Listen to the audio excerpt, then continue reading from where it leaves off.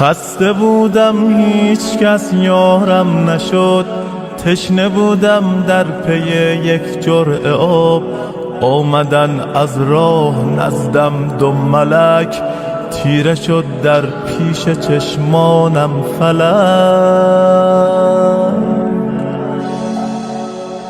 یک ملک گفتا بگو دین تو چیست، دیگری فریاد زد رب تو کیست.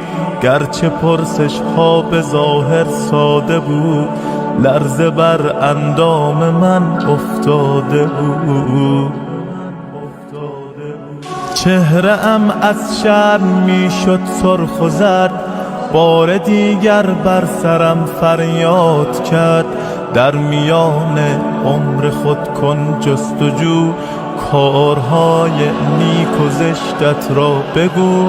هرچه می کردم به اعمالم نگاه، بر زبان آوردنش دشوار بود. چاره ای جز لب فرو بستن نبود، گرز آتش بر سرم آمد فرو. چون ملائک ناامید از من شدن، حرف آخر را چنین با من زدن. عمر خود را ای جوان کردی تباه، نامه اعمال تو باشد سیاه.